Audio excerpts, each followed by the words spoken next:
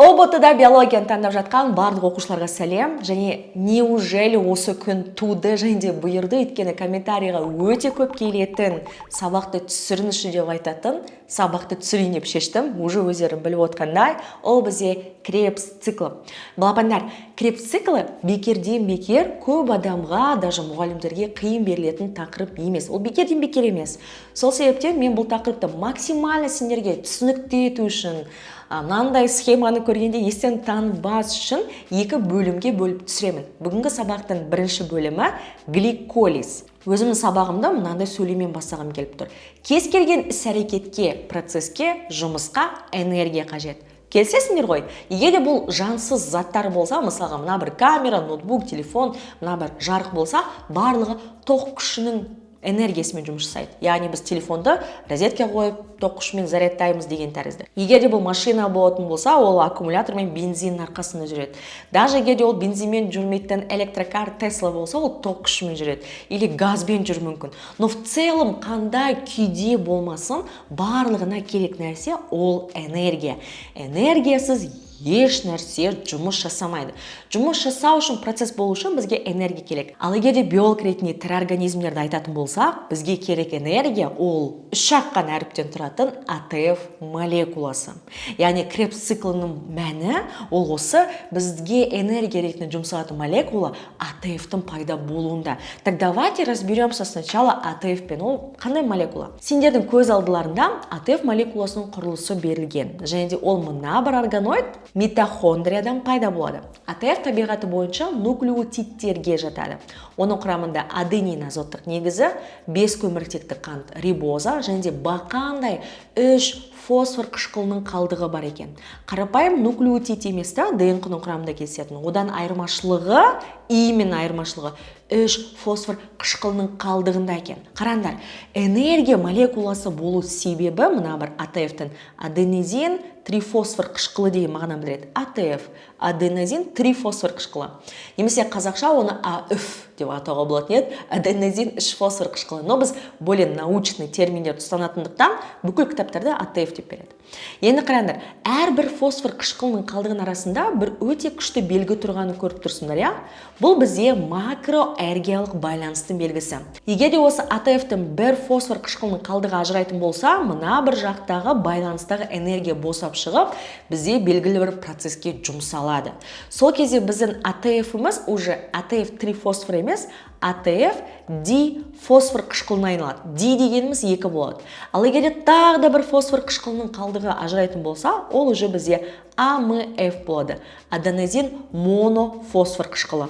Яғни бір ғана фосфор қышқылының қалдығы қалады деген сөз. Сонымен бүкіл тірі организмдерге оларды тірі ететін, қозғалтатын, бүкіл процестерін жасайтын молекула АТФ-тің құрылысы осындай екен. Ал енді барлығымыз күшті жақсы білетін, жақсы көретін мына бір митохондрияның да құрылысын қарап өтейік. Бұл бізге өте қатты қажет болады, чтобы Крепс циклын түсіну үшін. Митохондрия бізде қос мембраналы органоид екенін білесіңдер. Ода сыртқы мембрана бар және ішкі мембрана бар. Ішкі мембрананы бізде криста деп атайды. Криста деп атау себебі ішкі мембрана сыртқы мембранаға қарағанда кеңдеу, дәулеу болады. Ол сыймайды, сондықтан да біз оны мыжып саламыз, и ол қатпарлар түсетін болады. Қатпарларды түсетін ішкі мембрана бізде криста деп аталады. Енді осы ішкі мембрананы шектелген қуысы бізде матрикс деп аталатын болады. Криста емес, көп оқушылар шатастырады. Бұл қуыс бізде матрикс деп аталады. Митохондрия бізде жартылай автономды органоид болып табылады. Не себептен? Өйткені оның өзіндік ДНК-сы бар және де рибосомалар бар. Қажет болған жағдайда, мысалға митоз, мейоз кезінде митохондриялар екі еселеніп энергияны көбірек жинай алады. Яғни ядро бізде ең басты органоид болғанмен, который барлығын басқарады, но митохондрияға қажет болған жағдайда ол өзін бөліп көбейте алады екен.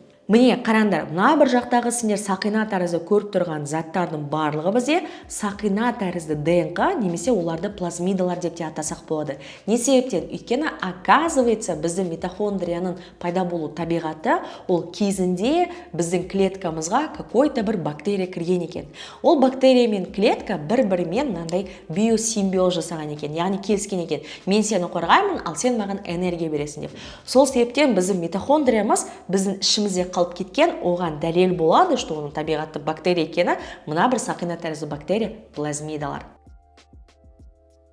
ДНК бар жерде нәруызын синтезделу үшін бізге рибосомалар керек, сондықтан мына бір кішкентай нүктелер бізде рибосомалар болады.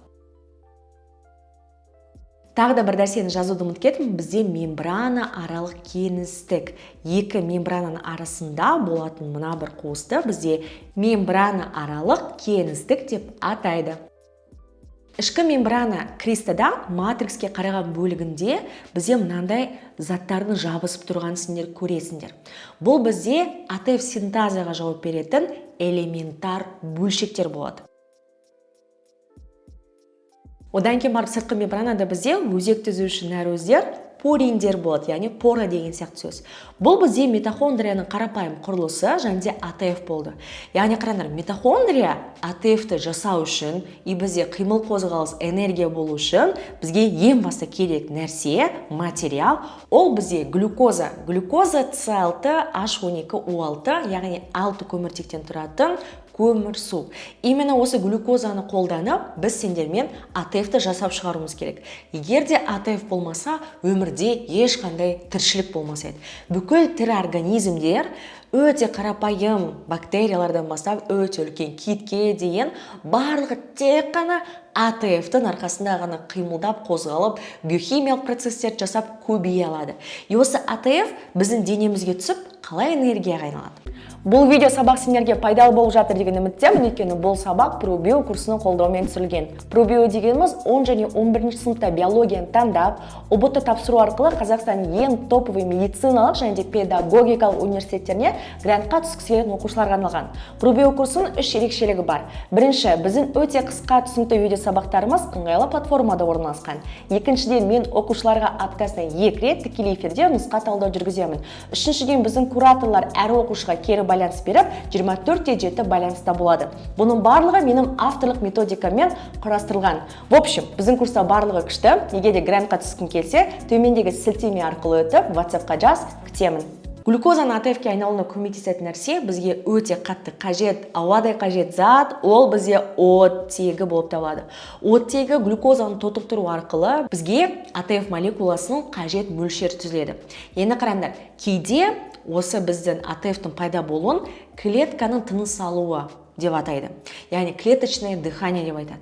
Егер де сендер бұлай ойланып қарасыңдар, не үшін біз оттекті жұтамыз?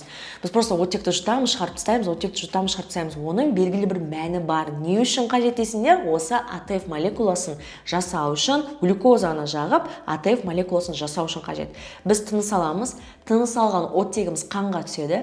Қанға түскен оттегі глюкозамен бірге жасушаға кіреді, и одан кейін барып АТФ жасалынады. Егер де бұлай мысал ретінде келтіретін болсақ, митохондрия ол бізде өте үлкен пеш. Одан кейін барып глюкоза оған түсіп жатқан отын.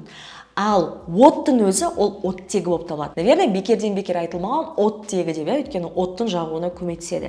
Ал одан шыққан энергияның барлығы ол АТФ. Мысалға, осыны біз өте үлкен энергетикалық станция деп атаймыз, өйткені одан бізге жылу бөлінеді, энергия бөлінеді. Соның арқасынан біз белгілі бір зат істей аламыз. Енді біз ең басты түсініктерді ажыраттық, ол бізде митохондрия, АТФ и глюкоза қосымша оттегі. Енді осы глюкозаны оттек бойынша ыдырауы клетканың тыныс алуында екі жолмен жүзеге асатын. Ол бізде анаэробты оттексіз ыдырау, немесе оны гликолиз деп атайды. Қазіргі біздің видео сабағымызда өтілетін нәрсе, және де келесі видео сабақта өтілетін нәрсе ол аэробты оттекті ыдырау, немесе Кребс циклы. Яғни осы екі нәрсе постоянно сенің, менің, өсімдіктердің, басқа да организмдердің денесіне жүріп жатады. Соның арқасында біз полноценный 38 АТФ аламыз. Яғни бір глюкозаның молекуласы ыдыраған кезде бізде в идеале 38 АТФ түзіледі. Қазір біз сендермен осының бірінші сатысын өтеміз. Егер де біз мына бір гликолизді өтпесек, сендер ни в коем случае Кребс циклын түсінбейсіңдер. Яғни Кребс циклын түсінбейтін адамдар гликолизді түсінбеген. Мен сендерге оны түсіндіріп беремін. Глюкозаның анаэробты ыдырауы бізде гликолиз деп аталады. Яғни ол жаққа оттегі қатыспайды. Басында глюкозаны ыдырату үшін қосымша материалды Кребс циклын алу үшін біз оны оттексіз ыдыратамыз, және бұны гликолиз деп атайды. Давайте сөздің түбіріне назар аударамыз. Мен ылғи да өзім оқушыларыма, биологтарға айтамын. Сөздің түбіріне, жалғауына назар аударыңдар. Гликолиз, глюкоза деген сөз бар, және лизистеу, ыдырату деген сөз. Получается, біз осы жақта бастапқы глюкозаның молекуласын ыдыратамыз. Гликолиз бізде тек қана цитоплазмада жүреді. Қазір біз әлі митохондрияға бармаймыз. Оған әлі ерте біз мына жасушаның цитоплазмасымен жұмыс істейміз. Ең басында глюкоза цитоплазмаға кіріп келеді.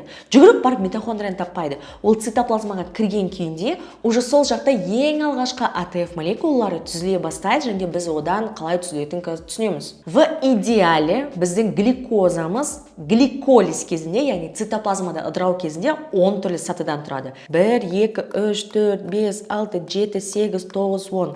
Получается, гликолиз 10 түрлі сатыдан тұрады. Бізге осы гликолизде ең басты білу керек нәрсе, ол қай жақта өтеді, одан қандай заттар түзіледі, және неше АТФ түзіледі. Қараңдар, глюкозаның бір молекуласы цитоплазмаға түскен кезде, және ыдырау барысында бір глюкоза молекуласы екі пирожизм қышқылына ыдырайды. Сонда пирожизм деген қышқыл бар. Оның формуласы С3H4O3. Получается, біздің С6, H12, O6 дейтін молекуламыз дәл осындай екі С3, H4, O3 дейтін молекулаға ыдырайды екен. Хорошо, одан кейін бар, осыдан кейін бізде екі молекула АТФ түзіледі, яғни екі молекула АТФ түзіледі. Біз бағана айттық, что бізде 38 АТФ түзілу керек деп. Но қазір тек қана гликолизде екі түрлі АТФ түзіледі. Потом су түзіледі, и сутек тасымалдаушысының тотықсызданған түрі 2 NADH2 түзіледі екен. NAD дегеніміз никотин, амид, аденин, динуклеотид дейтін акцептор. Я аты слишком ұзақ, кімәтті кіріп циклы немесе жасушалық салу өте оңай деп, иә. Сол себептен біз бұл акцепторды қысқартамыз да, NAD деп атаймыз. Хорошо, былай айтқанда, мен қазір барлығын жеке-жеке түсіндіріп беремін, но давайте кішкене бір қорытындылап алатын болсақ, гликолиз бізде цитоплазмада жүреді, ол жақта оттегі қатыспайды. Глюкозаның бір молекуласынан бізде екі пирожизм қышқылы, пируват С3H4O3 түзіледі, оның формуласы осындай. ОБТ-да формула міндетті түрде сұралады. Екі молекула АТФ, екі сутек тасымалдаушысының тотықсызданған түрі 2 NADH2 түзілеткен. Барлығы 2-2-ден, иә? Енді қараңдар, жалпы гликолиз бізде 10 түрлі сатыдан тұрады. Бұл сатыларды сендерге мектеп программасында білу маңызды емес. Ең басты зат осы жақта бізге фруктоза 1,6 бифосфат және пируваттың өзінің пайда болуы біз үшін маңызды. И мен осы жақта қазір пируваттың жалпы қалай түзілгенін айтып беремін. Давайте енді көз алдымызға елестетіп көреміз, что мынау бізде өте үлкен жасуша. Жасушаның ішінде не бар? Толтырып тұратын сұйықтық? Цитоплазма бар. Цитоплазмаға инсулиннің көмегінің арқасында бізде 6 көміртектен тұратын глюкоза кіріп келді. 1, 2, 3, 4, 5, 6 көміртек. Енді осы жақта бізде уже гликолиз басталып кетеді. Ешкімді күтпейді, сразу цитоплазмаға кірді, сразу басталады. Біздің 6 көміртектен тұратын глюкозамыз 3 көміртегі бар 2 пируватқа ыдырайды. Яғни оларда 3 көміртектен болады, С3H4O3, я осындай 2 түрлі пируватқа ыдырайды. Не үшін ыдырайды? Бұның мәні неде десеңдер, глюкоза өте үлкен болып, митохондрияға кіре алмайды екен. Оны обязательно 2 түрлі молекулаға ыдыратып кіргізу керек. Сондықтан да біз оны 2 пирожизм қышқылына, яғни пируватқа ыдыраттық. Жалпы АТФ-тің пайда болуының мәні ол электрондарды тасымалдау. Электрондарда энергия болады. Чтобы осы электрондарды тасымалдау үшін бізге акцептор қажет. Ол акцептор бізде NAD болады. Никотин, амид, аденин, динуклеотид болады. Яғни біз осының көмегінің арқасында мына бір сутектің электрондарын беріп жібере аламыз. Яғни бұл өте маңызды. Сондықтан мына жақта бізде NADH2 пайда болады. И бұл біз үшін қажет. Қалды өнім ретінде бізде мына жақта су шығады, и 2 АТФ шығады. Все, міне осымен енді бізде гликолиз процесс аяқталады. Егер де бұл біз сияқты сүтқоректі жануар болса, дәл осымен аяқталады. Яғни болашақта осы бір пируват бізде митохондрияның ішіне түседі, митохондрияны оны ішіне кіргізетін арнайы ацетил-коа дейтін зат болады. Оны мен сіздерге келесі сабақта айтып беремін. Ал егер де бұл сүтқоректі организм болмайтын болса, мысалға ашытқы бактериясы болатын болса, немесе какой-то бір жасушалы санауқұлақ болатын болса, ашытқы санауқұлағы да, например, осы пирожизм қышқылы бізде ыдырайды дальнейшем сүт қышқылына. Яғни соның арқасында бізде ашытқы бактериялардың арқасында йогурт деген тәрізді заттарды ашытып жасайды. Яғни сүт қышқылының формуласы бізде С3H6O3 болып табылады. Мына жақта уже аштардың барлығы түгел. Егер де бұл аэробты организм болса, яғни оттекпен тынысатын организм болса, пирожизм қышқылы пируват, дальше митохондрияға өтіп, дальше крепс циклы басталады. Егер де бұл какой-то бір жасушалы бактерия, санароқлақ болатын болса, бұл пирожизм қышқылы дальше сүт қышқылына ыдырайды. Сонымен балапандар, біздің гликолизге арналған кішкентай қарапайым сабағымыз аяқталды. Бұл жақта бар білу керек нәрсе, что глюкозаны ыдырауының екі түрлі сатысы бар. Анаэробты и аэробты. Біз жаңа ғана сендермен анаэробты түрін аяқтадық. Яғни оттектің қатыспай, АТФ-тің пайда болуы. Бұл жақта бар пайда болатын заттар пируват, АТФ, су және NADH2. Келесі сабақта дәл осы ингредиенттерді қолданып, біз уже сендермен күрделі крепс циклын өтеміз. Видеоны күтіңдер. Всем пока!